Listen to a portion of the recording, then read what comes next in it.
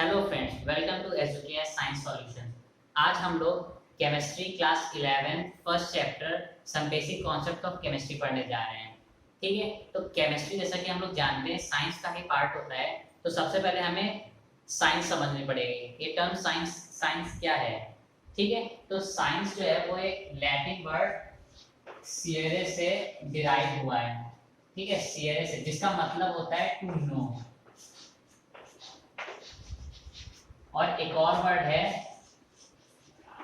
Scientia, जिसका मतलब होता है नॉलेज।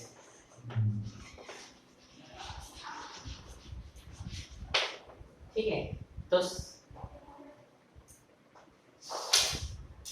साइंस की प्रॉपर डेफिनेशन क्या है। Science is a systematically organized body of knowledge gain by research and experiments.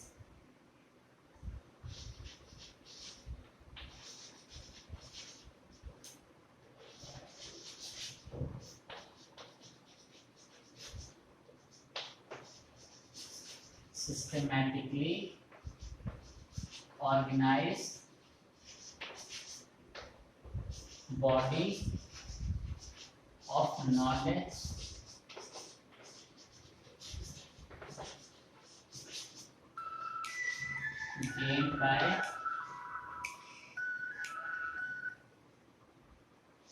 gained by research and experiments।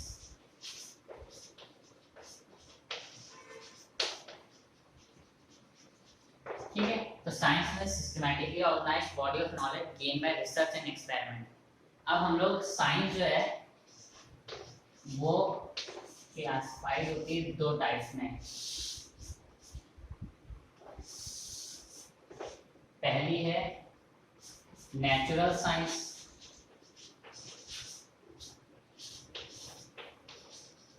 And second है social science. Social science के जो एग्जांपल्स हैं, जैसे कि आपने सुना होगा पॉलिटिकल साइंस, इकोनॉमिक्स, तो ये सब एग्जांपल्स हैं सोशल साइंस के। Political science, civics, economics etcetera, तो ये होते हैं एग्जांपल सोशल साइंस के। नेचुरल साइंस क्या है। नेचुरल साइंस भी दो में डिवाइडेड होती है।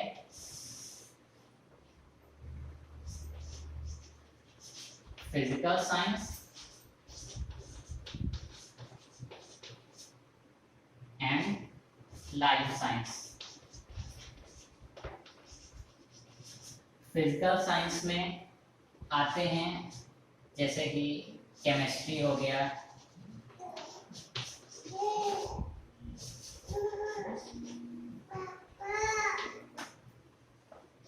फिजिक्स हो गया, मिनरलोजी हो गया एक्सेट्रा। इस तरह के आते हैं फिजिकल साइंस में। ठीक है, लाइफ साइंस में आता है हमारा बायोलॉजी। बायोलॉजी जो डिवाइड होता है तीन में, zoology, botany and human science.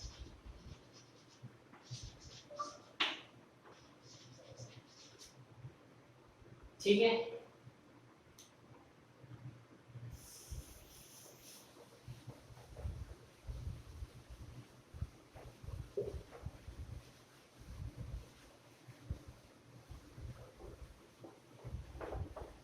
तो ये तो बेसिक नॉलेज हो गई साइंस के बारे में। अब हमें जैसे कि केमिस्ट्री पढ़ना है, तो अभी हम साइंस पे केमिस्ट्री पे फोकस करेंगे। ठीक है, केमिस्ट्री वर्ड जो है वो एक लैटिन वर्ड है कीमिया, उससे डिराइव हुआ है केमिस्ट्री वर्ड, जिसका मतलब होता है ब्लैक सॉइल ऑफ इजिप्ट। ठीक है, कीमिया वर्ड जो है वो ब्लैक सॉइल ऑफ इजिप्ट मतलब होता है। ठीक है, अब फादर ऑफ केमिस्ट्री कौन है।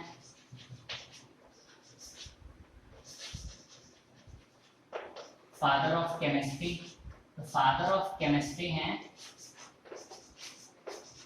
Antony Lavoisier, and father of modern chemistry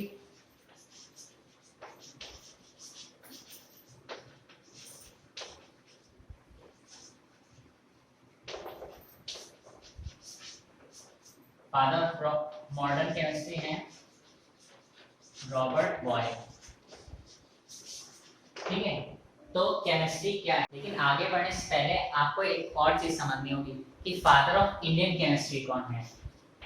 father of Indian chemistry,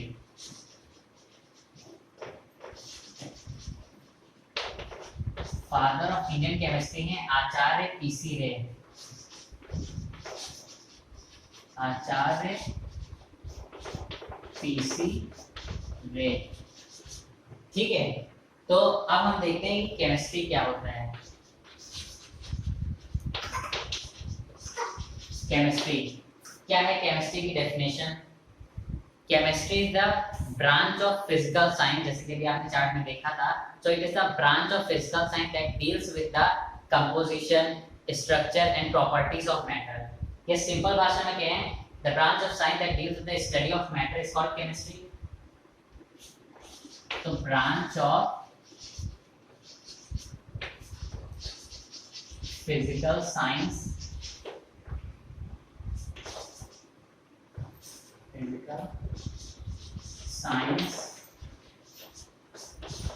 that deals with the study of matter, that is chemistry। अब मैटर क्या होता है और उसका क्लासिफिकेशन क्या होता है, ये भी बहुत इंपॉर्टेंट है। मैटर आपने लोअर क्लास में पढ़ा होगा, anything that occupies space has mass and perceived by our senses that is matter. ठीक है, तो डेफिनेशन लिखने कोई जरूरी नहीं, लेकिन उसका क्लासिफिकेशन आप देखिए। मैटर, मैटर को दो पार्ट में क्लासिफाई किया गया है, फिजिकल एंड केमिकल। ठीक है, फिजिकल में solid, liquid and gas stage में। ठीक है, तो सॉलिड, लिक्विड, गैस क्या होता है आप जानते हैं। सॉलिड रिजिड होता है, fixed volume and fixed shape होता है। लिक्विड क्या होता है, इसका फिक्स्ड वॉल्यूम होता है, पर जिस कंटेनर रखेंगे उसका शेप ऑक्युपाई कर लेगा। गैस में ना ही फिक्स्ड वॉल्यूम होता है ना फिक्स्ड शेप होता है, जिस कंटेनर रखेंगे उसका वॉल्यूम और शेप ऑक्युपाई कर लेगा। तो इसे बताने की जरूरत नहीं है। ठीक है, केमिकल में दो आते हैं, मिक्सचर एंड प्योर सब्सटेंस। ठीक है, तो मिक्सचर जो है वो दो टाइप्स के होते हैं, homogeneous and heterogeneous. Pure substance में हम पढ़ेंगे elements and compounds.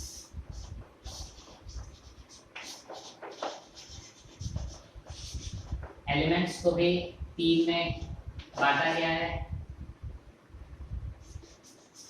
Metal, non metal and metalloid. Metal में एग्जांपल लीजिए आयरन, नॉन मेटल में कार्बन, मेटलॉइड में आर्सेनिक। मेटल क्या होता है, लस्ट्रस होते हैं, गुड कंडक्टर ऑफ इलेक्ट्रिसिटी होता है। Non metal bad conductor of electricity होते हैं, हार्श होते हैं, रस्ट होते हैं। मेटलॉइड क्या होता है, इनकी प्रॉपर्टीज मेटल और मेटलॉइड के बीच में आती है, कंपैरेटिव दोनों की प्रॉपर्टीज होती हैं। कंपाउंड्स में दो तरह के कंपाउंड्स होते हैं, ऑर्गेनिक एंड इनऑर्गेनिक। तो दो तरह के कंपाउंड्स होते हैं organic compound, inorganic compound. Organic compound कौन से होते हैं? ऑर्गेनिक कंपाउंड्स वो कंपाउंड्स होते हैं जो कुछ बेसिक एलिमेंट से मिलकर बनते हैं, जिसमें कार्बन, हाइड्रोजन, ऑक्सीजन जैसे एलिमेंट्स है। इनऑर्गेनिक जो कि जितने भी एलिमेंट्स हैं उनसे मिलके बनते हैं, तो वो कंपाउंड्स होते हैं, उनमें से कोई भी एलिमेंट हो सकता है। ठीक है, तो अब हम समझेंगे कि ये टर्म्स एलिमेंट कंपाउंड होता क्या है। लोअर क्लास में आप पढ़ चुके हैं, लेकिन इससे कई बार डिफरेंसेस पूछ लेते हैं बोर्ड के एग्जाम्स में मिक्सचर और कंपाउंड के बीच, तो इसलिए आपको हर एक टर्म को क्लियर होना चाहिए। सबसे पहले एक टर्म आता है एटम। एटम क्या होता है? एटम होता है smallest particle, smallest unit of element, smallest unit of element which may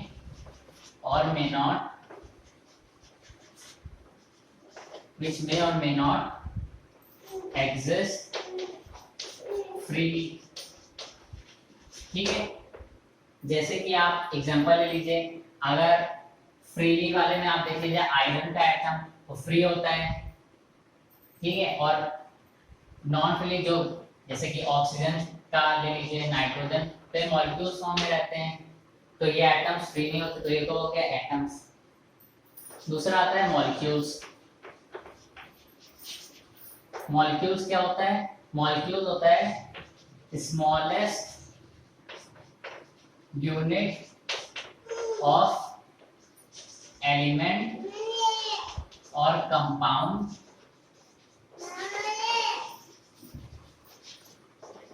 which exist freely। जैसे कि एग्जांपल ले लीजिए वाटर, H2O, NH3। ठीक है, अब एलिमेंट्स क्या होते हैं? एलिमेंट्स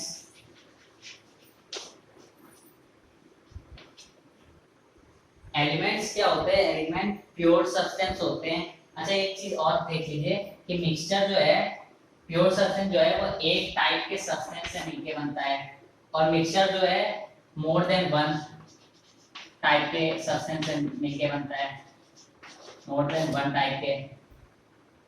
एलिमेंट्स क्या होते हैं और कंपाउंड्स क्या होते हैं? सो नेक्स्ट है होमोजेनस और हेटेरोजेनस क्या होता है। होमोजेनस मिक्सचर वो मिक्सचर्स होते हैं जिसमें हर एक पार्ट में कंपोजिशन सेम होता है, वो होमोजेनस हो गया। हेटेरोजेनस क्या होता है? जिसमें हर एक पार्ट में कंपोजिशन सेम नहीं होता, डिफरेंट होता है। एक एग्जांपल ले लीजिए, होमोजेनस में हो गया शुगर सॉल्यूशन, जो वाटर से मिलके बनता है, मतलब वाटर प्लस शुगर। हेटेरोजेनस में सैंड प्लस शुगर ले लीजिए, तो अलग अलग पार्ट में कंपोजिशन चेंज होगा, सेम क्वांटिटी में प्रोपोर्शन में प्रेजेंट नहीं होगा। ये तो हो गया होमोजेनस और हेटेरोजेनस। एक चीज और देख लीजिए कि मिक्सचर जो होता है वो डिफरेंट टाइप ऑफ एटम्स और मॉलिक्यूल से मिलकर बनता है, और इसके बीच में कोई केमिकल बॉन्ड फॉर्मेशन नहीं होता है। इसका मतलब क्या है कि ये फिजिकल मेथड से सेपरेट आउट हो सकता है, केमिकल मेथड की जरूरत नहीं होती। एक और पॉइंट ये है कि यहाँ पे इसमें हीट का कोई चेंज नहीं होता, एक्सोथर्मिक या एंडोथर्मिक जैसी कोई बात नहीं होती, टेम्परेचर का कोई चेंज नहीं होता है। एलिमेंट्स देख लेते हैं। एलिमेंट्स एटम्स के ग्रुप को बोलते हैं जो केमिकली बॉन्डेड होते हैं, और एलिमेंट्स को हम लोग फर्दर डिवाइड नहीं कर सकते। ठीक है, तो ये डिवाइड नहीं हो सकते हैं। कंपाउंड्स क्या होता है? कंपाउंड्स भी एटम या मॉलिक्यूल से मिलके बनते हैं, कह सकते हैं कि नंबर ऑफ एलिमेंट्स मिलके बनते हैं और उनमें केमिकल बॉन्ड फॉर्मेशन होता है। तो यही डिफरेंस है मिक्सचर और कंपाउंड में। मिक्सचर में कोई केमिकल बॉन्ड फॉर्मेशन नहीं होता है, कंपाउंड में केमिकल बॉन्ड फॉर्म होता है। इसीलिए कंपाउंड्स को ब्रेक करके एलिमेंट्स को सेपरेट आउट करने के लिए हमें केमिकल मेथड का इस्तेमाल करना पड़ता है। ठीक है, तो ये हो गया एलिमेंट, कंपाउंड और सारे बेसिक टर्म्स।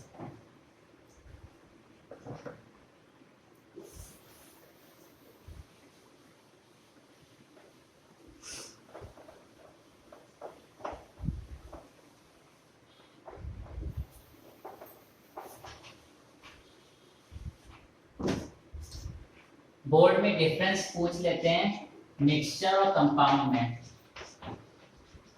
दोनों 2 मार्क्स में क्वेश्चन पूछ देते हैं मिक्सचर और कंपाउंड्स में क्या डिफरेंस होता है। ठीक है, तो मिक्सचर जो होता है, पहली बात मिक्सचर जो होता है वो होमोजेनस और हेट्रोजेनस दोनों हो सकता है। मिक्सचर होमोजेनस भी होता है, हेट्रोजेनस भी होते हैं। कंपाउंड जो है प्योर सब्सटेंस का ही पार्ट होता है, तो वो होमोजेनस है, ये होमोजेनस होता है। यहाँ पे कोई बॉन्ड फॉर्मेशन नहीं होता, no bond formation between atoms और मॉलिक्यूल्स। ठीक है, यहाँ पे बॉन्ड फॉर्मेशन होता है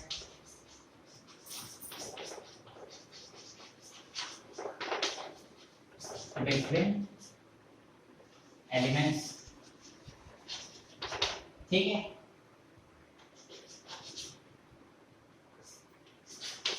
नो हीट रिक्वायर्ड, कोई रिक्वायर्ड हीट नहीं रिक्वायर्ड होती। ठीक है, इसमें हीट रिक्वायर्ड होती है, हीट रिक्वायर्ड होती है प्रोसेस के लिए। एक और प्रोसेस है कि सेपरेट होते हैं, सेपरेट बाय फिजिकल मेथड।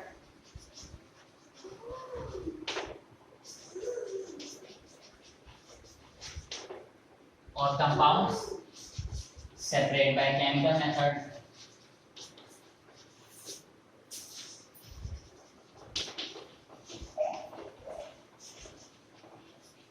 ठीक है, तो ये डिफरेंस आ गया, बोर्ड में आता है, 2 मार्क्स में पूछ लेते हैं। तो ये हो गया मिक्सचर और कंपाउंड्स में डिफरेंस।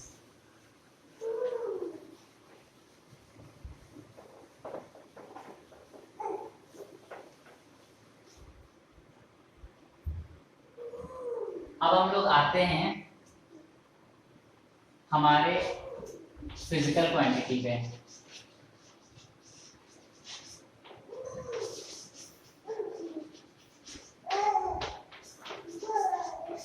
फिजिकल क्वांटिटी में एक टर्म होता है यूनिट।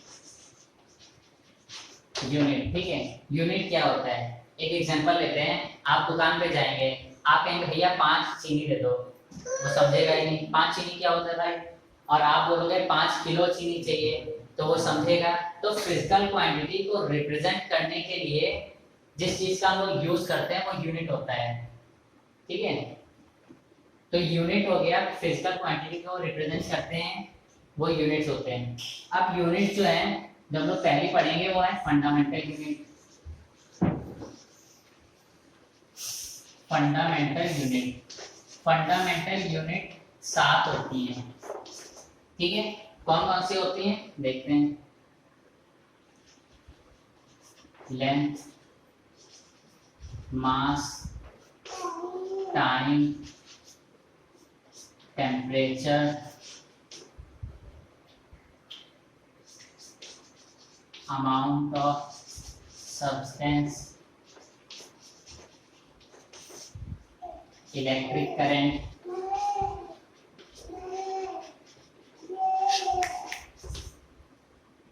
एंड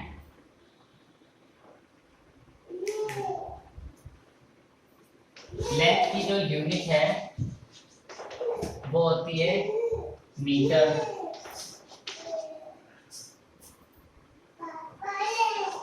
मास की किलोग्राम, टाइम की सेकेंड, टेम्परेचर की kelvin, amount of substance mole, electric current ampere, and the last is luminous intensity। luminous intensity जिसकी यूनिट होती है कैंडेला। ठीक है, तो ये 7 जो हैं वो फंडामेंटल यूनिट्स हैं। अब हम देखेंगे डिराइव्ड यूनिट। डिराइव्ड यूनिट्स क्या होती हैं? फंडामेंटल यूनिट से मिलके बनते हैं डिराइव्ड यूनिट्स, ठीक है। तो सेकंड है डिराइव्ड यूनिट्स। डिराइव्ड यूनिट्स जैसे कि वॉल्यूम ले लीजिए। वॉल्यूम क्या होता है? लेंथ का क्यूब।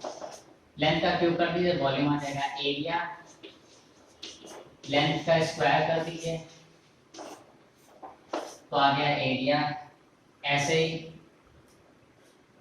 एक्सप्रेशन देख लीजिए, delta S upon T, change in speed या चेंज इन स्पीड, ठीक है। ऐसे ही ये सारे होते हैं डिराइव्ड यूनिट्स। थर्ड आता है हमारा सब्सिडरी यूनिट्स। सब्सिडरी यूनिट्स क्या होती हैं? कई बार हम लोग जो अमाउंट लेते हैं वो इतना कम या इतना ज़्यादा होता है कि हम लोग उसको फिक्स या जो डिराइव्ड यूनिट्स हैं तो उनमें, या जो एसआई यूनिट्स होते हैं उसमें रिप्रेजेंट नहीं कर सकते, तो हमको सब्सिडरी यूनिट्स की ज़रूरत होती है। कैसे? मान लीजिए आप रेडियो के एलिमेंट ले रहे हैं पोलोनियम, तो आप 1 किलो तो ले नहीं देंगे प्रोसेस के लिए, आपको मिलीग्राम में चाहिए होगा, ठीक है। तो इस तरह से, या अगर एटम का साइज देख लीजिए तो वो भी माइक्रोमीटर्स में चला है, नैनोमीटर्स में, सॉरी। तो इसलिए हम लोग को सब्सिडरी यूनिट्स चाहिए होती हैं। तो सब्सिडरी यूनिट्स अभी देखेंगे हम लोग।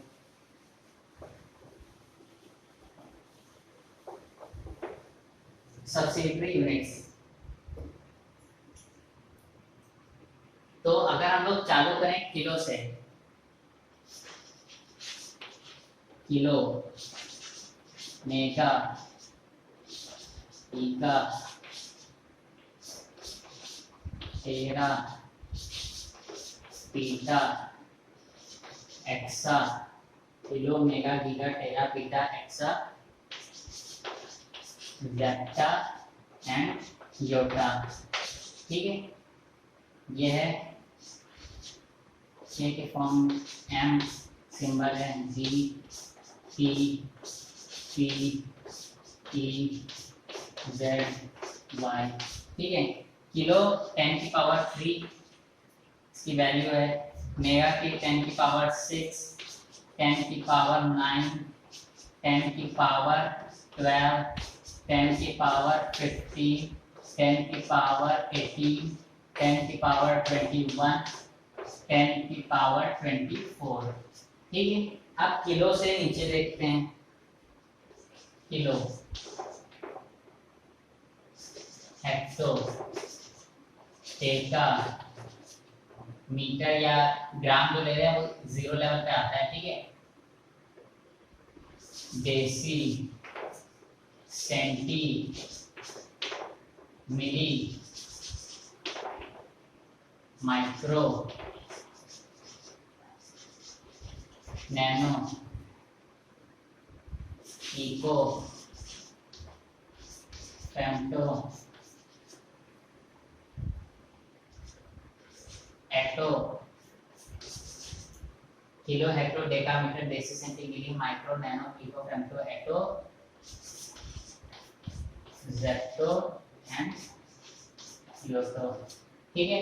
तो किलो की जैसे कि 10 की पावर 3 देखा हमने, 10 की पावर 3, तो ये हो जाएगा 10 की पावर 2, 10 की पावर 1 या 10 लिख लें, 10 की पावर -1, 10 की पावर -2, 10 की पावर -3, 10 की पावर -6, 10 की पावर -9, 10 की पावर -12, 10 की पावर -15, 10 की पावर -18, 10 की पावर -21 एंड 10 की पावर -24। तो ये हो गई हमारी सब्सिडरी यूनिट्स, ठीक है। ये हो गई हमारी सब्सिडरी यूनिट्स।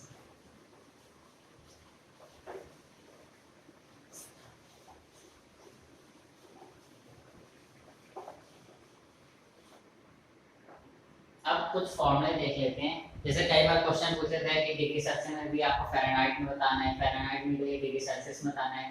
तो बुक्स में काफ़ी डीप में देते हैं, लेकिन मेन तो ये फॉर्मूला ही होता है, degree Celsius equals to 5/9 degree Fahrenheit minus 32।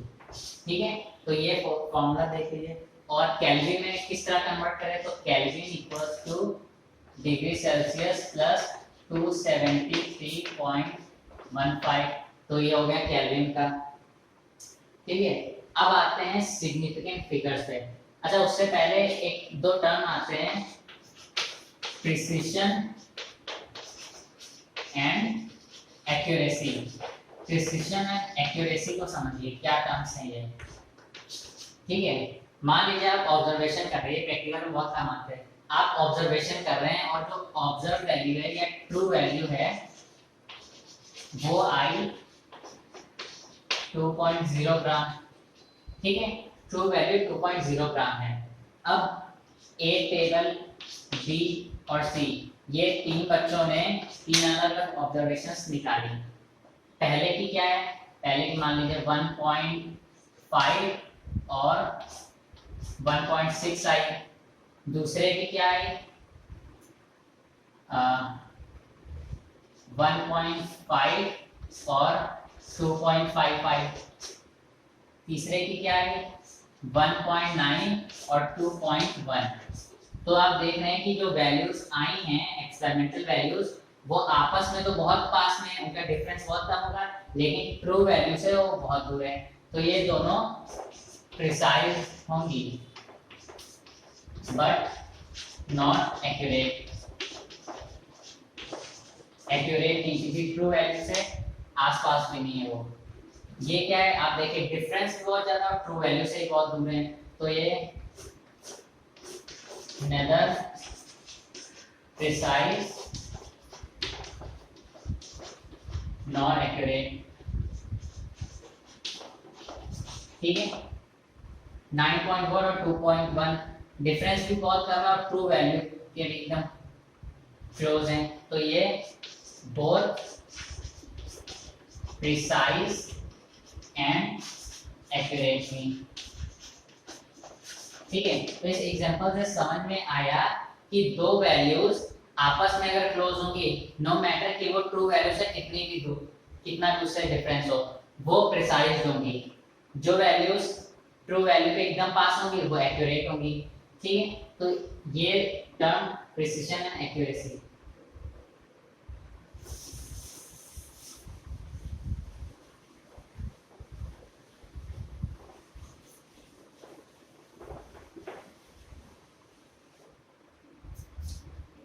अब बात करते हैं कि सिग्निफिकेंट फिगर्स क्या होता है।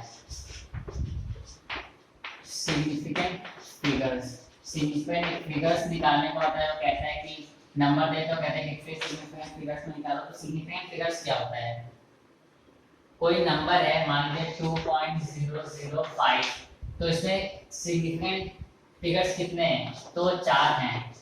तो सिग्निफिकेंट फिगर्स क्या होता है, नंबर की डिजिट्स जो कि मतलब नॉन डिजिट से खत्म हो रही हूँ, तो वो थी सिग्निफिकेंट फिगर। निकालने को आता है क्वेश्चन, तो इसके कुछ रूल्स हैं जो आपको समझने पड़ेंगे। रूल वन एग्जांपल वाइज समझेंगे। मान लीजिए आपको दिया है 2005 मीटर। ठीक है, तो इसमें जो सिग्निफिकेंट फिगर होगा वो है 4 सिग्निफिकेंट फिगर्स होंगे, 1 2 3 4।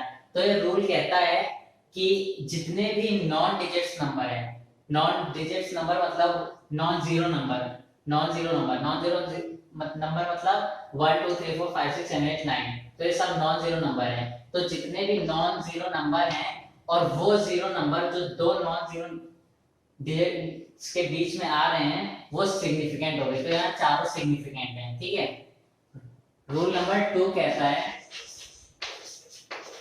रूल नंबर 2 देखिए, जैसे कि एग्जांपल ले लीजिए 0.05 ग्राम, तो इसमें सिग्निफिकेंट फिगर 1 है, एक सिग्निफिकेंट फिगर है 5। तो ये रूल क्या कहता है कि लेफ्ट साइड में, एक नॉन जीरो के लेफ्ट साइड में जितने भी जीरो होंगे वो नॉन सिग्निफिकेंट है, ठीक है, तो उसको काउंट नहीं किया जाएगा, तो यहाँ पे सिर्फ एक है। ऐसे ही एग्जांपल ले लीजिए, जैसे है 0.0050, तो यहाँ पे सिग्निफिकेंट नंबर दो हैं, दो सिग्निफिकेंट है 5 और 0, इसी से थर्ड रूल बनेगा।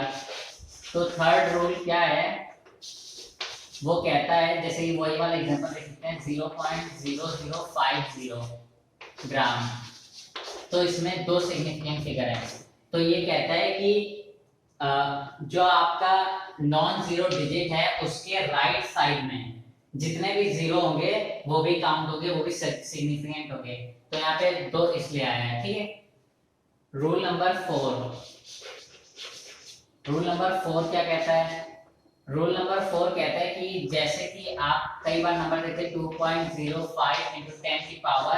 10⁻⁻⁴, तो यहाँ पे सिग्निफिकेंट फिगर कितने हैं, तो यहाँ पे सिग्निफिकेंट फिगर 3 है, मतलब पावर वाले का कोई फैक्टर कोई इफेक्ट नहीं होता, वो इतना ही होता है, तो आप सिग्निफिकेंट फिगर्स के इतने ही रूल होते हैं, इसे आप समझ लीजिए, ठीक है, क्लियर है।